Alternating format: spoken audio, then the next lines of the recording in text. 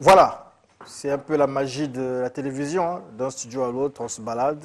Mais comprenez que nous sommes au Centre national de radio-télévision, donc à Télé Congo, la télévision nationale, avec nos nombreux studios, donc on peut se balader comme on peut.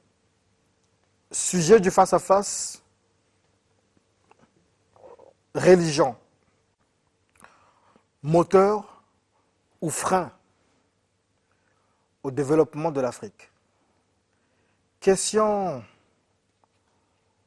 difficile certainement, problématique assez tendancieuse, mais la question est d'actualité parce que l'Afrique patauge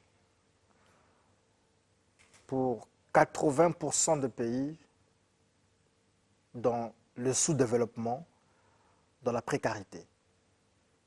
Est-ce qu'on devrait accuser la religion ou les religions?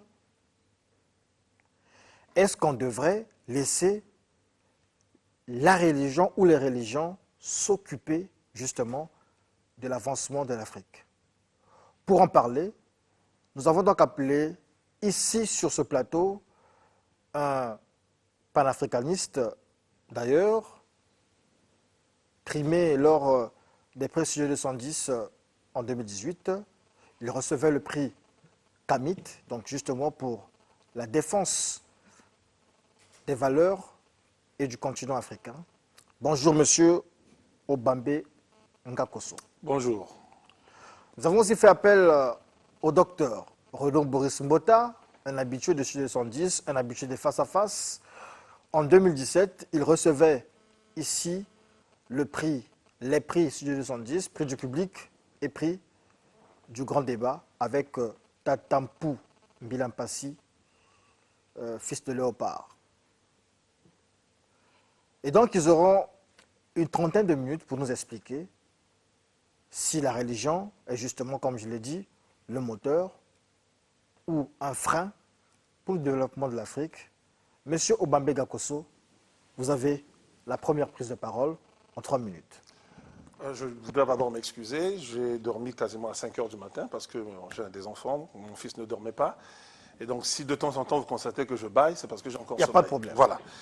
Moi, j'aurais préféré que ce soit lui, effectivement, qui commence le débat parce que quand on dit religion, lui, on dit qu'il est pasteur, donc ce serait plutôt à lui de nous en parler. Mais moi, j'aimerais d'abord dire ceci. Il faut comprendre une chose. Quand on parle de religion, de développement ou autre, il faudrait d'abord qu'on s'entende sur les concepts. Le mot religion n'existe dans aucune langue africaine. J'insiste, aucune langue africaine ne connaît le mot religion. Ça, c'est d'une part.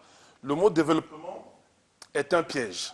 C'est un fourre-tout dans lequel nous avons plongé depuis les années 70, sans savoir ce que c'est que le développement, sans comprendre le développement, sans savoir où on va. Et après que les Africains aient brillamment échoué dans la course vers le développement, ils sont passés à la course vers l'émergence. Mais vous n'avez pas trouvé un Africain, en tout cas éminent, qui connaisse la chose, qui vous donne une définition sérieuse, concrète de l'émergence. Résultat, de la religion au développement en passant par l'émergence, on est dans le flou le plus total. Bon, puisqu'il faut en parler, moi je vous dis ce que j'en pense, puisqu'il faut en parler, moi je pense que, pas la religion, mais les religions sont un vrai frein. Il faut comprendre une chose. Lorsque les envahisseurs sont arrivés chez nous, selon les périodes, ça peut être le 14e, le 13e, le 15e siècle, ils avaient deux armes. Il y avait l'arme spirituelle, donc leur religion, et il y avait l'arme à feu. Quand on réussissait à soumettre quelqu'un par l'arme à feu, c'était bon. Quand on ne réussissait pas à soumettre quelqu'un par l'arme à feu, on passait par l'arme religieuse. Jomo Kenyatta, qui est l'un des plus grands Africains qui soit, nous l'a dit. Lorsque les Blancs sont arrivés, nous avions la terre, ils avaient la Bible. Ils nous ont demandé de fermer les yeux et de prier. Nous avons fermé les yeux, nous avons prié. À la fin de la prière, nous avions la Bible, ils avaient la terre. Question, la Bible, on va manger la Bible ou on va manger la terre? Il faut qu'on ait l'intelligence de comprendre ces choses. Il faut qu'on ait l'intelligence de comprendre ces choses. À partir du moment où ce sont des armes qui ont été utilisées contre nous, ce sera toujours des armes qui seront utilisées contre nous. Par contre, à la fin d'une guerre ou lorsqu'il y a pause, il faut savoir utiliser les armes qu'on croit avoir prises chez les autres. Il y a le développement des églises africaines, le kimbanguisme, ainsi de suite. Ça, ce sont des pistes à explorer.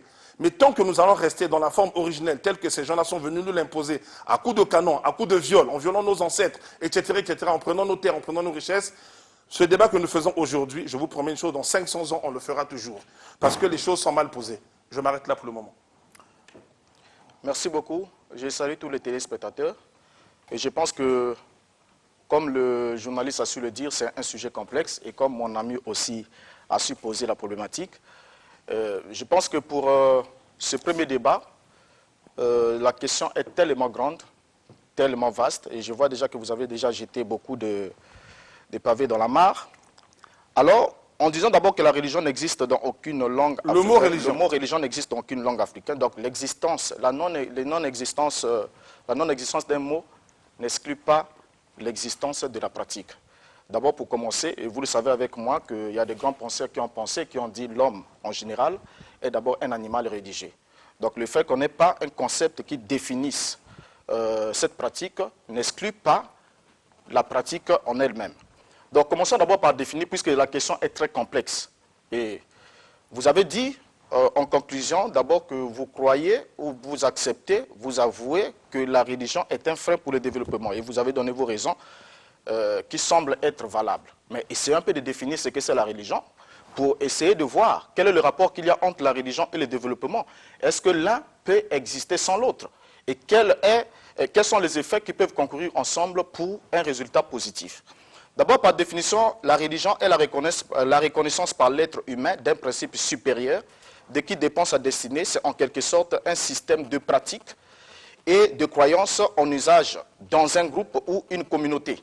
Il n'y a pas de définition standard, comme vous avez su le dire, et à tout ce qui est appelé aujourd'hui religion, on ne peut pas le définir de façon standard, mais on doit quand même retenir que c'est une manière d'envisager la relation entre les hommes et le divin, ou encore plusieurs, ou une façon aussi de concevoir le monde et de répondre aux questions de l'existentiel. Donc quand on parle, on se pose déjà des questions telles que vous vous interrogez déjà, vous êtes un être religieux.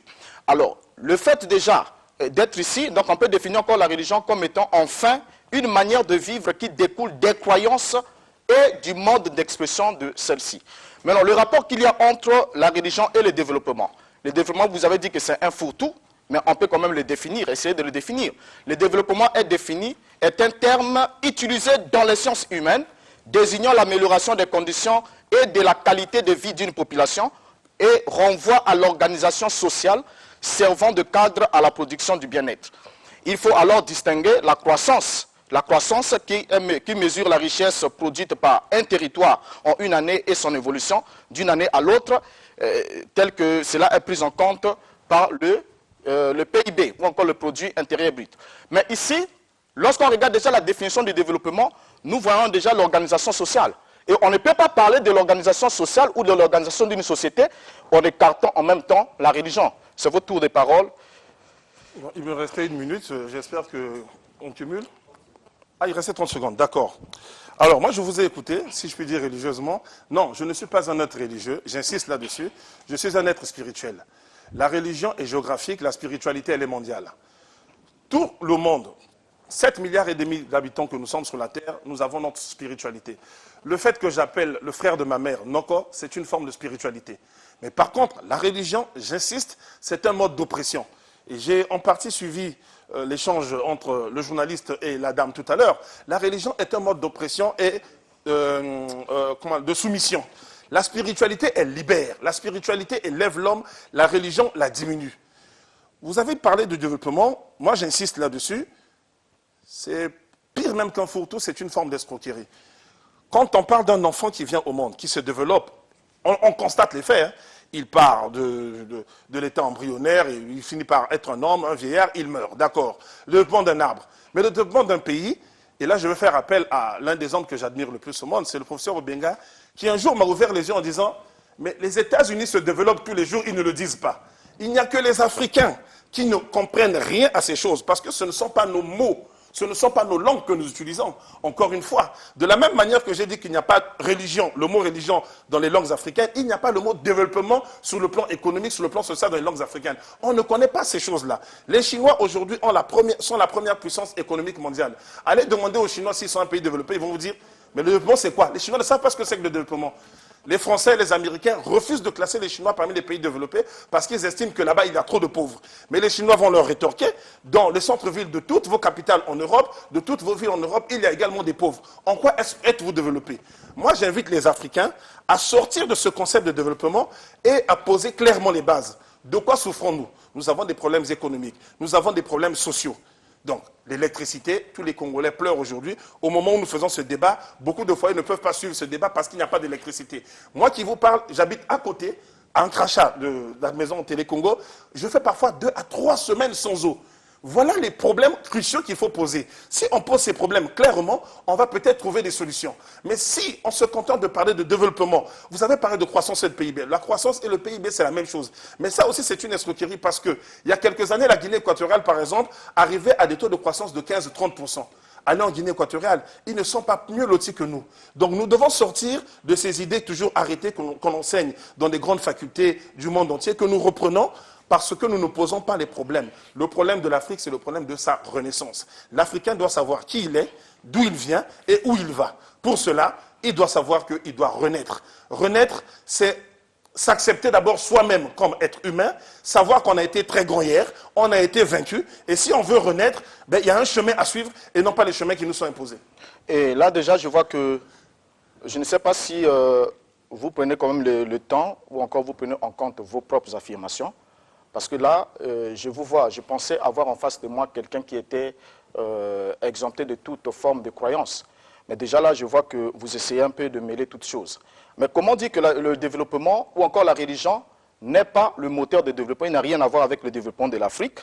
Et en même temps, affirmer que le vocable développement n'étant pas africain, alors les Africains ne connaissent pas cela comme problème. Alors déjà ici, prendre les faits relatifs à la société, pour essayer de mettre le fait que vous manquez par exemple de l'eau dans votre quartier, qui est juste une organisation de structure sociale, parce que quand vous parlez de développement, vous avez un référentiel. C'est-à-dire c'est par rapport à un référentiel, parce que vous avez, vous, votre définition du développement. Et vous pensez que... Attendez, excusez-moi s'il vous plaît. Attendez s'il vous plaît. Vous avez une définition du développement.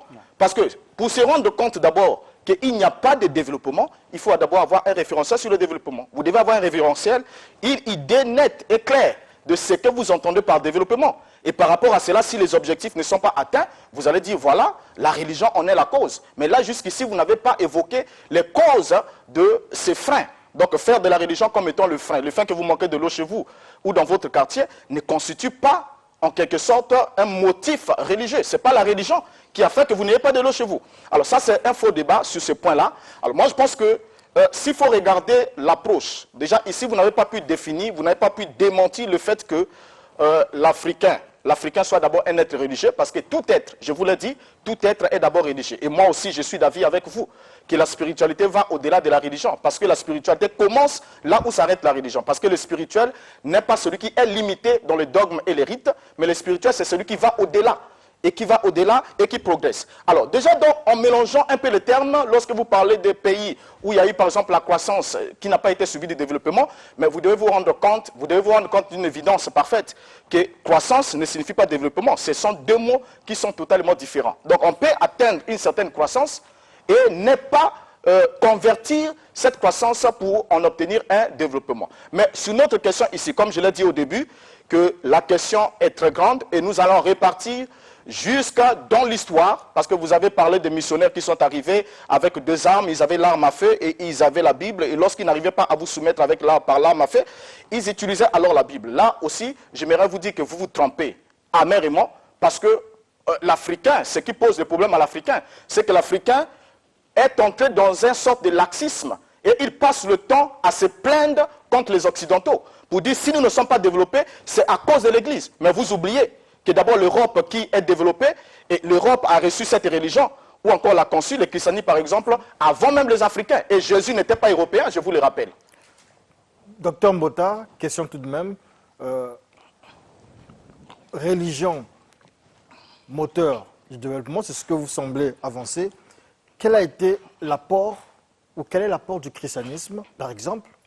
On va prendre pour l'Afrique centrale, sinon pour notre pays, le Congo, dans ce contexte-là. Bon, ça c'est d'abord un problème qui est très sérieux, parce que, comme je l'ai dit au début ici, que le sujet est très complexe, Pourquoi est-ce que je dis qu'il est complexe? Parce que pour commencer, ce que nous appelons aujourd'hui christianisme, c'est une religion qui a été adaptée par rapport aux réalités socio-culturelles et religieuses du peuple européen, c'est-à-dire les Romains. Ils ont reçu cette doctrine, cet enseignement, et ils l'ont adapté, ils ont constitué en des rites. Et par rapport à cela, lorsqu'ils ont adapté, cela a pu entrer dans l'engrenage de leur développement. Mais quand on arrive chez nous en Afrique, s'il faut répondre à cette question pour dire quel est l'apport que le christianisme a eu à apporter au niveau du développement, par exemple, de l'Afrique et en particulier de notre pays, bon, ça il faut le dire, comme je l'ai dit à mon cher ami, j'ai dit, la définition d'abord du développement dépend d'un référentiel. Parce qu'il y a eu un temps, lorsque par exemple les missionnaires sont arrivés au Congo, ça je ne défends pas ce qu'ils ont eu à faire et tout, nous savons qu'il y a eu du négatif, mais il y a eu aussi du positif. Et nous avons aujourd'hui des cadres ici, s'ils savent lire et écrire, c'est parce qu'il y a eu des missionnaires. Et quand ils sont arrivés, ils ont... Non, mais soyez tranquilles, mon cher ami. Lorsqu'ils sont arrivés, ils nous ont apporté, par exemple, l'instruction, ils nous ont créé des écoles, il y a eu des hôpitaux. Ils ont appris à parler et écrire français. Donc, nous avons appris à parler, à écrire et toutes ces choses-là, alors constituent en quelque sorte que nous ne sommes plus présentement sur le point de départ. Donc, nous ne sommes plus là où nous étions il y a de cela un siècle. D'accord, merci beaucoup. Monsieur Obambega Kosso, religion, frein pour le développement du continent africain, et précisément puisque nous sommes là avec un pasteur, ou on va dire docteur, donc on parle du christianisme. Pour vous, quel a été, comment le christianisme constitue-t-il un frein pour le développement de l'Afrique centrale, par exemple, ou du Congo? Bon, ce que je regrette, c'est que nous n'ayons pas assez de temps, parce qu'il y a beaucoup de choses à développer. On pourra prendre le temps qu'il faudra. Non, mais j'insiste, je reviens, je ne suis pas un être religieux. Si vous pensez que tout Africain est un être religieux, libre à vous de le penser, je ne le pense pas. Reprenez d'abord ma question, vous aurez oui, non, je l'ai suffisamment dit non, parce qu'il a insisté là-dessus. C'était son tour de parole, j'ai respecté. Je dis non. Et je n'ai jamais dit que la croissance était le développement. J'ai donné un exemple en disant, ces gens nous parlent de développement, ils nous parlent de croissance. À un moment donné, ils ont fait croire que la croissance, c'était fini, le problème était réglé. On l'a démontré. Ce n'est pas contre lui que je le dis. Bon, il a pensé que c'était contre lui. Le développement, moi, je n'ai pas de référentiel, je n'ai pas de définition. Moi, j'insiste, je reprends les mots que ces gens utilisent et eux-mêmes se fourvoient. Vous allez prendre les travaux de FMI, de la Banque mondiale. À un moment donné, ces gens ont dit, le Cap Vert, finalement, c'est un pays que nous n'arrivons pas à classer. Moi, je reprends leurs propres mots. En économie, en droit, en société, les mots sont importants. Ces gens, à un moment donné, n'arrivent plus à classer. Pourquoi? Parce qu'ils avaient fait des cases. Pays développés, pays sous-développés. Ils ont créé le tiers-monde. Le tiers-monde, c'est une création française. Ils ont créé le quart-monde, ainsi de suite. Jusqu'où ils vont continuer à nous classer ainsi? Moi, je dis, je balaie tout ça. Développement, je mets ça à la poubelle. Émergence, je mets ça à la poubelle. Je pose le problème autrement. Quand je vous parle de l'eau, je n'ai pas dit que c'était forcément lié à la religion. Mais quand, puisque nous parlons d'économie, le développement, c'est dans le cadre économique que nous en parlons, le FMI, qui est le gendarme économique du monde, le FMI fait signer des accords aux gens en empêchant aux gens de développer les secteurs sociaux, l'eau et l'électricité. Voilà les problèmes qu'il faut poser. Lui, il n'a pas compris quand j'ai parlé de l'eau. C'est par rapport à l'économie. Maintenant, la question que vous me posez. Tous les historiens les plus sérieux vous diront que lorsqu'ils sont arrivés en Afrique, et contrairement à cette affirmation grossière que je viens d'entendre, en Afrique, il existait l'écriture. L'écriture Bamoun, l'écriture Vaille, les hiéroglyphes, le démotique. En Afrique, on savait lire. Pas tout le monde, parce que l'écriture n'a jamais été à la portée du monde entier sur la planète Terre. Mais simplement, il y avait des castes, il y avait des gens qui savaient lire et écrire. Donc, le fait de dire que ces gens, moi je ne vois rien de positif dans l'arrivée de ces gens-là. Il n'y a rien de positif. Parce que quelqu'un qui prend ma grand-mère, il la viole. Il prend ma soeur, il la viole. Il viole ma fille, après il m'offre un VX, une maison à étage. Si c'est ça qu'on appelle, je fais un parallèle, hein, c'est pas comme ça exactement les choses sont passées, parce qu'il n'y a pas de VX à l'époque. On doit arrêter, on doit sortir de ces conditions. Ceux qui ont visité l'espace qui correspond au Togo et au Bénin actuel disent, au XVIe siècle, XVe siècle, XVIe siècle, ils disent, nous avons vu des villes qui sont mieux bâties que la ville d'Amsterdam. Pourtant, ces gens-là, dit-on, sont venus nous apporter le bonheur. Ceux qui arrivent au royaume Congo, et mon frère Rama est là, on dit simplement ceci. Quand on disait au Congo, voulez-vous venir chez nous en Europe? Ils disaient, mais on va le faire quoi chez vous en Europe? On a tout ici. Le fer a été battu pour la première fois à Méroé. On a tout fait en Afrique. Les autres, nous les avons instruits, les Thalès de Milet, les Pythagore. Et il faut arrêter de penser que nous pensons que notre mal vient de là-bas. Non, notre mal, c'est que nous avons été faibles à un moment donné. Nous avons été vaincus par la force, nous avons été vaincus spirituellement. Les malheurs des Africains viennent des Africains eux-mêmes. On avait tout, on a commis cette bêtise, on est tombé dans l'esclavage. Nos meilleurs ingénieurs sont allés en Occident. Merci, votre temps de parole est épuisé. Docteur Renaud Boris Mbota, vous avez écouté la réponse ou la contre-attaque de Obambega Kosso. Finalement, le débat s'arrête là. Non, le débat ne s'arrête pas. C'est comme je l'ai dit que nous n'avons que fait, on n'a fait que poser les bases, s'il faut aller dans les détails. Alors d'abord, pour parler, lorsque vous régnez l'incidence positive, vous devez comprendre une chose, que l'incidence positive de la religion est liée à la condition de son interprétation. Ça, c'est d'abord un premier élément, ou de sa réinterprétation, de son adaptation et de sa résistance à la distorsion de son contenu spécifique. Donc la religion peut être un facteur de développement. Ça, vous devez... Non, mais regardez d'abord. D'abord, pourquoi est-ce que la religion peut être un facteur de développement? Peu ou bien est. Ça change, religion, ça change. Est. Lorsqu'il est bien interprété, lorsqu'elle est bien interprétée, est. Et le problème, c'est celui-là. Donc, pourquoi est-ce que je le dis? Parce que la religion, d'abord, impose une certaine discipline, une certaine organisation et des principes humains. Donc, la religion est d'abord la culture des valeurs, et ça, vous le savez avec moi. Et même quand vous dites que l'Africain n'avait pas ces choses-là en lui, c'est archi faux. Parce que l'Africain, d'abord, tout être d'abord est un être qui défend des valeurs. Et vous avez des valeurs communes que vous défendez, et cela constitue votre base de croyance. Et le fait que d'abord vous croyez à tous ces éléments, et que cette croyance n'est pas uniquement à vous seul, elle est une croyance qui est commune, que vous transmettez à un ou à un autre, ainsi de suite, vous êtes un être religieux. Vous faites partie de la religion, même si vous ne voulez pas l'admettre. Ce n'est pas parce que vous affirmez que vous ne l'êtes pas, que vous allez cesser de l'être et vous l'êtes. Alors, donc, sur ce point, s'il faut parler de l'Europe ou encore des autres puissances, j'aimerais d'abord vous rappeler un élément de fait pour vous montrer que vous faites partie d'une religion, même si vous ne voulez pas l'admettre. Les 7 dimensions, d'abord la religion a d'abord 7 dimensions que vous ignorez, vous semblez ignorer. Et les 7 dimensions de la religion sont d'abord toute religion, quelle qu'elle soit, elle doit avoir au moins l'un ou quelques-unes de ces 7 éléments qui vont être cités ici. D'abord le narratif, l'expérimental, le social, l'éthique, le doctrinal, les rituels et le matériel. Ce sont les 7 éléments qui constituent la base de toutes les religions, bien que toutes les religions ne peuvent pas l'avoir dans son sein.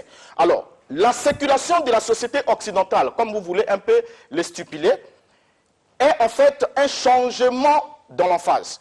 L'Occident n'a fait que changer, ils ont emmené un changement de l'emphase, donc ils ont juste converti, ils ont pris la doctrine et ils sont passés du rituel à l'expérimental. Or, le problème, le mal de l'Africain, c'est que le fait d'abord qu'on soit, je vais le dire, parce que ça nous le savons, le fait qu'on soit présentement tel que nous sommes spirituellement ou encore moralement misérables, c'est-à-dire nous avons la misère intellectuelle et tout, et cela fait que nous puissions alors rechercher dans le laxisme de la religion toute voie de solution. Bon. Merci en tout cas pour ce temps de parole. Moi, ce que je regrette, c'est vers la fin, c'est quand il entre dans un développement sur la religion. J'ai un défaut. Quand on me présente quelque chose, je vais chercher au fond. Donc moi, pas à l'école, j'ai étudié le catholicisme, le protestantisme, le judaïsme, l'islam, ainsi de suite. Et je prends toujours les mots. Il a parlé de Rome tout à l'heure. Il faut insister sur une chose. Lorsque ceux qui ont créé le christianisme est né 200 ans après Jésus. Jésus n'a jamais créé de religion.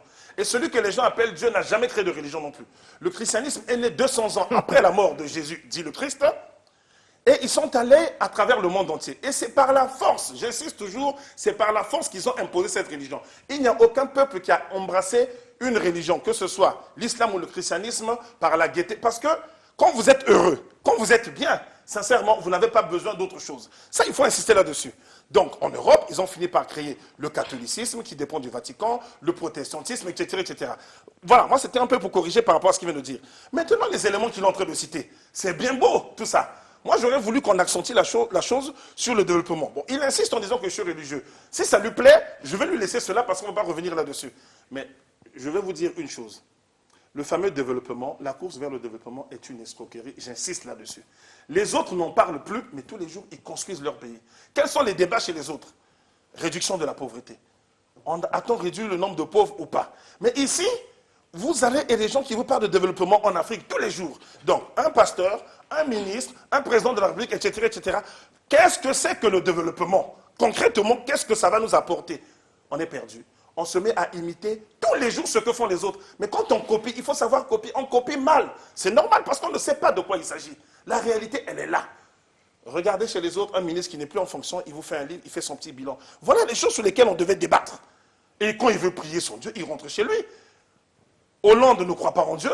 Chirac était catholique, mais il ne le disait pas. De Gaulle, on lui posait la question, êtes-vous chrétien? Il disait oui, par l'histoire et par la géographie. J'insiste là-dessus, la religion est régionale et géographique, la spiritualité, elle est mondiale. Et De Gaulle disait, moi je respecte les Français, nos États qui sont prétendument laïques, nous prenons les espaces publics, nous donnons à des hommes prétendument de Dieu. Mais on veut quoi finalement? Et après on s'étonne qu'il n'y a pas d'argent, il n'y a pas d'eau, il n'y a pas d'électricité. Nous avons dévoyé l'essence même de la République, complètement dévoyé. Et le mal, c'est l'Église, c'est la religion. Non, justement, c'est le laxisme que les Africains font vis-à-vis de ces charlatans et marchands d'illusions qui ont envahi nos rues, ils ont envahi nos familles, ils se mettent même à s'insérer dans nos familles. Vous le dites devant un docteur de la loi, un docteur. Non, mais je suis obligé de le dire. Bon, ça, c'est un élément. C'est comme je l'ai dit que la question étant une question complexe.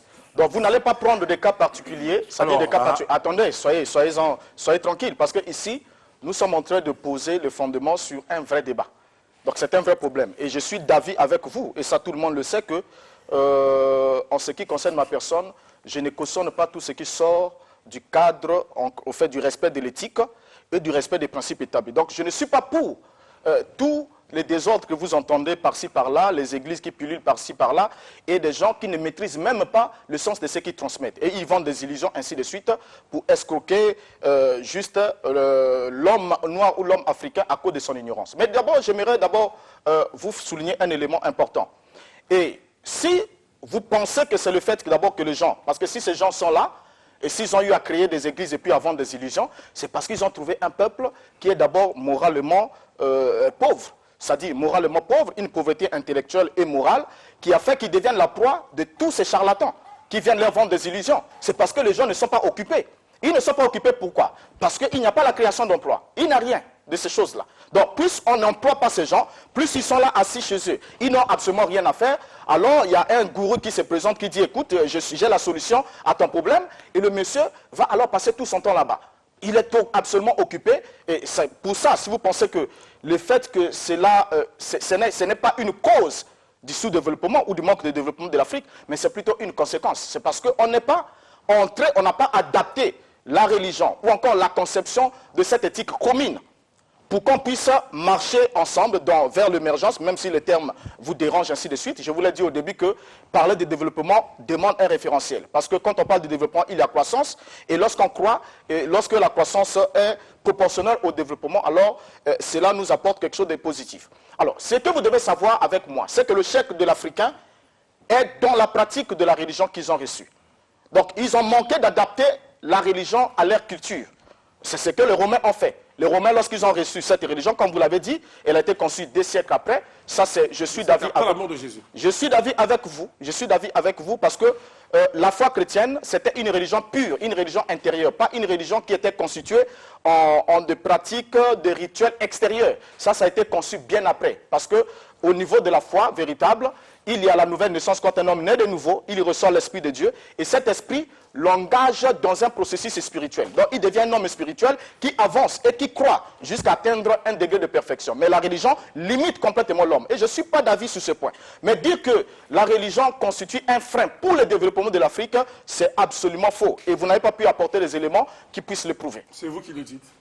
Oui, alors non, ce que j'aimerais juste dire, c'est que nous avons développé, nous avons poussé chacun de nos arguments, nous avons des gens qui ont suivi. Mais lui, il ne peut pas effectivement conclure en disant que je n'ai pas argumenté. Je n'ai eu de cesse d'argumenter. Vous prenez un grand penseur africain de la Caraïbe, qui est mort dans les années 80. Ce mec a démontré, dans un livre que j'invite tout le monde à lire, écrit en anglais, mal traduit en français, ce n'est pas grave. How Europe and Develop Africa. Comment l'Europe a sous-développé l'Afrique. Il a démontré. Donc, si on prend le référentiel utilisé par les autres, quand les autres viennent chez nous, nous étions développés. Vous prenez le professeur Agouou, qui est un de mes maîtres dans le domaine du franc CFA, il explique dans son livre où il parle du franc CFA qu'à l'époque où nous avons un certain niveau de vie qui était confortable ici, en Espagne, les gens mangeaient leurs enfants. Je n'invente rien, c'est écrit dans des livres, mais vous savez, si vous passez toute l'année à lire la Bible, vous apprendrez la Bible, vous connaîtrez la vie de Jésus. On ne vous dira pas que Jésus avait épousé Marie de Magdala, mais au moins, vous connaîtrez la vie de Jésus en partie. Mais vous ne connaîtrez pas votre vie, vous ne saurez pas qui vous êtes. L'Africain doit savoir qui il est. Les arguments que je développe, ce sont des arguments qui ont été développés par des gens qui ont travaillé sérieusement là-dessus. Moi, je ne suis que quelqu'un qui véhicule ces idées-là. Il est démontré depuis longtemps que partout, quand ces églises sont arrivées en Afrique, elles ont détruit le tissu social.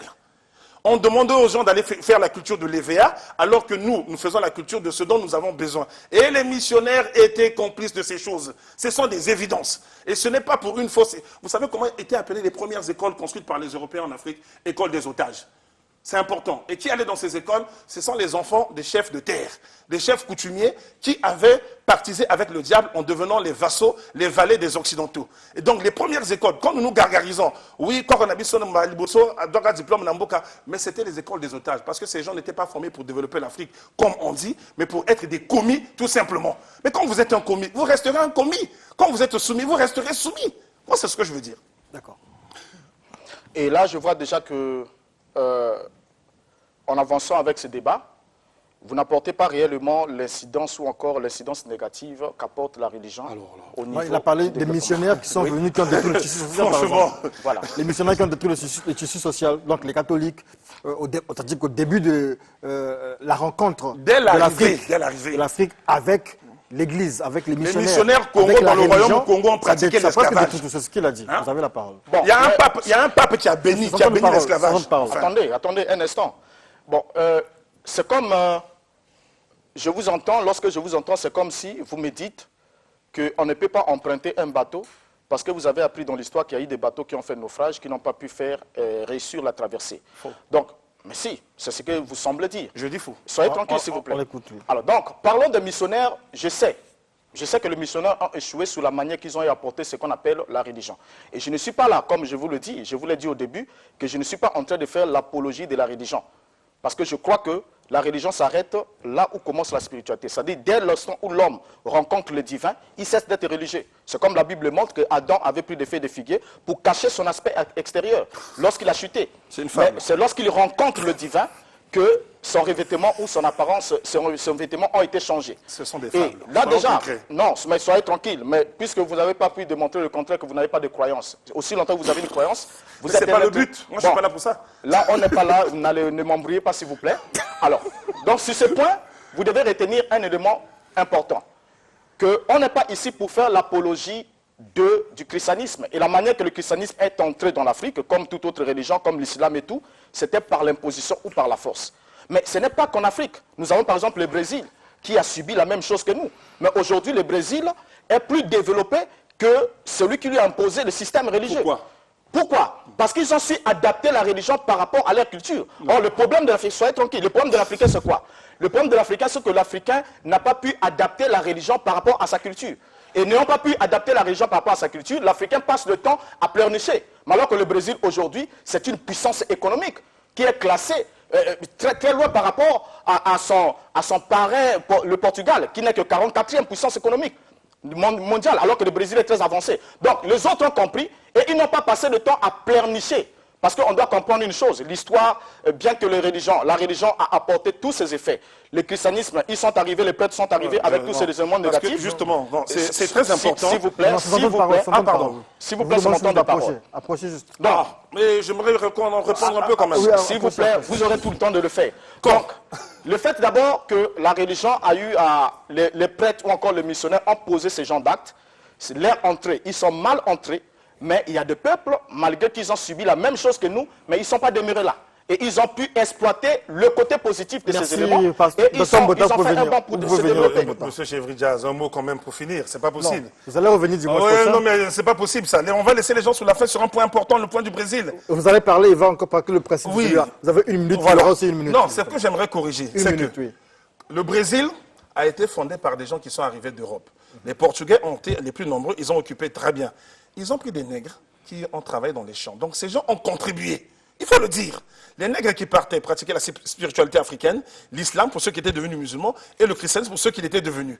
Et avec le temps, FMI, Banque mondiale, tout ce que vous voulez, les gens qui ont injecté les capitaux, ce sont leurs propres frères européens. Donc les blancs du Brésil, ce sont leurs frères européens qui ont injecté les capitaux. Il faut dire les choses, ce n'est pas l'adaptation de la religion. Là, n'a rien à voir avec les choses là-dedans. Ils n'y croient même pas, ces gens-là. Vous croyez que Donald Trump croit en Jésus, il n'y croit pas? Merci Bon, beaucoup. arrêtez. Une minute.